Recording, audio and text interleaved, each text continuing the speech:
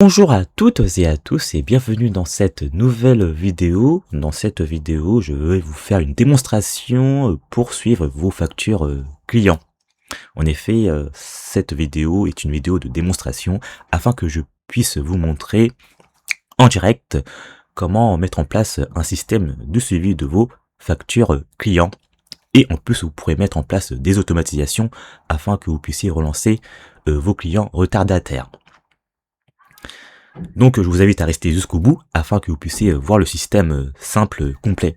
Alors si vous êtes entrepreneur, artisan ou indépendant, vous avez sûrement des clients, vous faites sûrement du chiffre d'affaires et vous envoyez vos factures.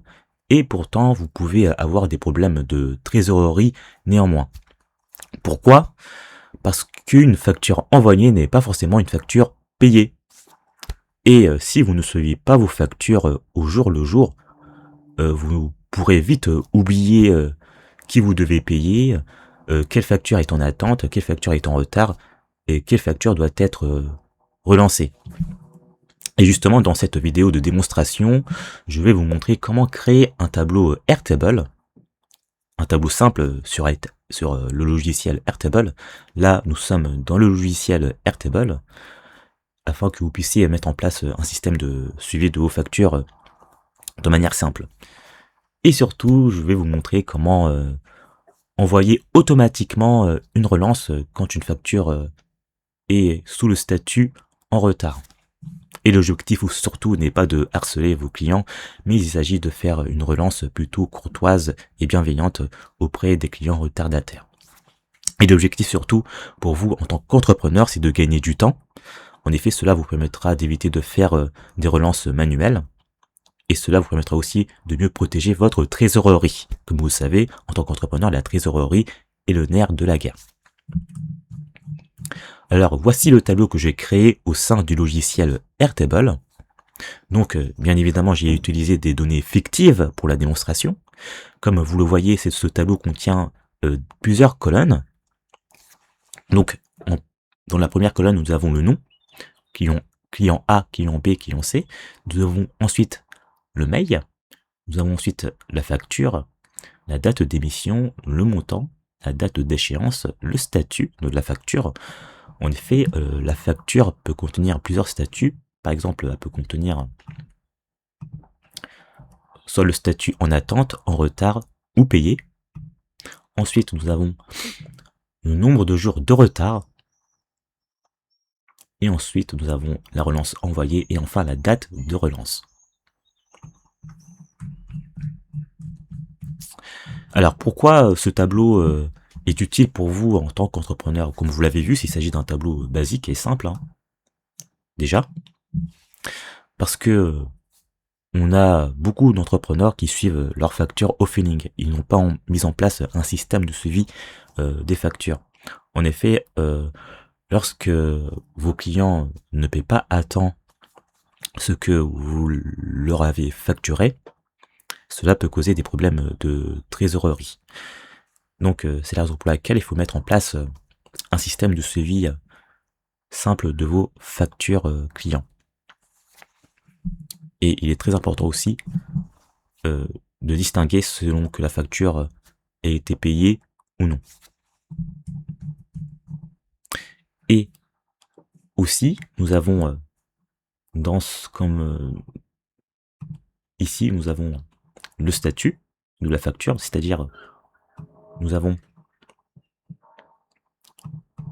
comme je vous l'ai dit tout à l'heure, nous avons le statut en attente, le statut en retard et le statut payé. Lorsqu'on sélectionne le statut en retard, le logiciel Airtable va envoyer automatiquement un mail de relance au client concerné. Lorsqu'on sélectionne uniquement le statut en retard. Et vous verrez que ces deux cases se rempliront automatiquement. Relance envoyée et date de relance. Donc je vais vous mettre en place la démonstration. Donc imaginons que le client doit régler 30 jours après la date d'émission de la facture. À la date de cette vidéo, nous sommes le 18 juin. Donc, admettons que le client A a reçu la facture le 20 mai et la date d'échéance est le 20 juin. Donc, elle doit payer dans 2 jours. Donc, on va mettre le statut en attente. Ensuite, nous avons le client B qui a reçu la facture le 18 mai et la date d'échéance est le 18 juin, c'est-à-dire aujourd'hui. Donc, le client doit payer aujourd'hui. Donc, on va mettre le statut payé. Comme vous voyez ici, il a 0 jour de retard. Et le client C a reçu la facture le 5 mai et la date d'échéance était le 5 juin. Donc le client n'a toujours pas réglé la facture. Donc nous avons ici 13 jours de retard. En effet, nous sommes aujourd'hui le 18 juin à la date de la vidéo. Donc lorsque je vais sélectionner en retard, il y a une automatisation qui va se mettre en place. C'est-à-dire que la case relance envoyée sera cochée. Et ici, on aura la date de relance, c'est-à-dire le 18 juin. Et le client va recevoir automatiquement un mail. Donc là, je suis dans la boîte mail. Pour l'instant, on n'a rien reçu. Et il va s'agir de mettre en place cette automatisation qui va permettre de gagner du temps concernant la relance. Donc, on va sélectionner en retard. Et vous voyez que la case a été cochée automatiquement et nous avons la date de relance, c'est-à-dire le 18 juin. C'est-à-dire la date où je fais la vidéo. Et on va recevoir un mail de relance. Donc, pour rappel, il s'agit du client C. Le numéro de facture est F2026-003, date d'émission 5 juin, date d'échéance 5 mai, date d'échéance 5 juin. Et nous avons le mail que le client C a reçu. Bonjour client C, j'espère que vous allez bien. Je me permets de faire un petit point concernant la facture F2026-003 d'un montant de 950 €, dont l'échéance était prévue le 5 juin 2026, etc. Donc on a bien aussi le montant 950 € ici, 950 €, donc il s'agit bien du client C. Le mail a été envoyé automatiquement au client C. Et vous voyez que le mail est plutôt pas agressif, hein, il est rédigé de manière professionnelle et presque amicale aussi, on peut dire. Donc il ne s'agit pas de faire des relances agressives, mais faire des relances plutôt professionnelles et courtoises. Et vous voyez que l'automatisation a été mise en place. Pour cela, j'ai au préalable paramétré une automatisation ici. Donc ici, j'ai mis en place l'automatisation qui permet d'envoyer le mail au client concerné et qui permet aussi de cocher les cases et d'insérer la date de relance dans le champ correspondant. Et voilà, j'ai mis en place cette automatisation. Il y a 3 étapes dans cette automatisation.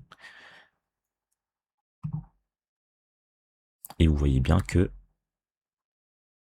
tout est en ordre. Ce système vous permettra d'identifier les factures qui sont en attente, les factures qui sont payées et les factures qui sont en retard.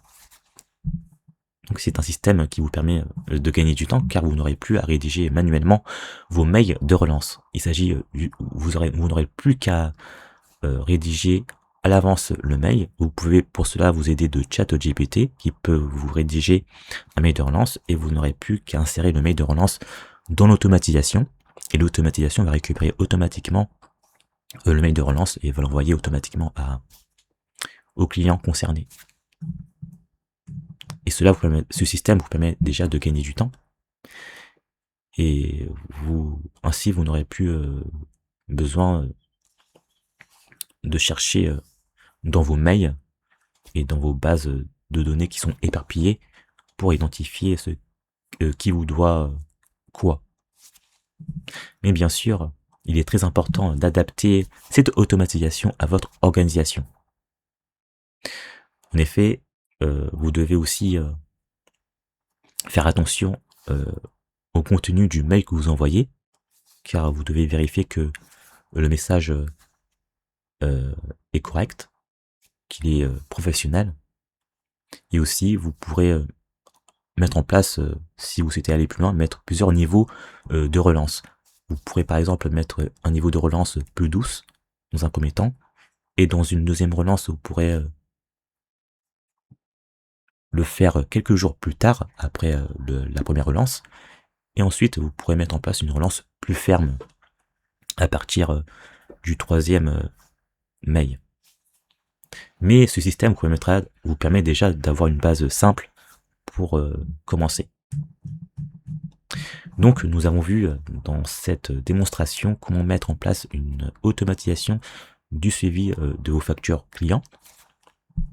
Et on a vu aussi comment automatiser l'envoi d'un mail quand le client n'a pas payé à temps. Et vous voyez que ce système vous permet de gagner du temps. Et justement, c'est la fin de cette vidéo. Si vous avez apprécié cette vidéo, n'hésitez pas à la partager à un entrepreneur qui pourrait en avoir besoin. Et surtout, si vous êtes entrepreneur, artisan, commerçant, indépendant et que vous souhaitez mettre en place ce type de système pour suivre vos factures clients et que vous souhaitez mettre en place aussi une relance afin que vous puissiez mieux suivre aussi vos encaissements, j'ai mis un lien en description afin que vous puissiez réserver un appel de diagnostic qui est gratuit. L'objectif de cet appel sera de voir votre situation actuelle, c'est-à-dire les outils que vous utilisez actuellement, et vous voir ce qui serait possible d'automatiser simplement dans votre activité afin que vous puissiez gagner du temps.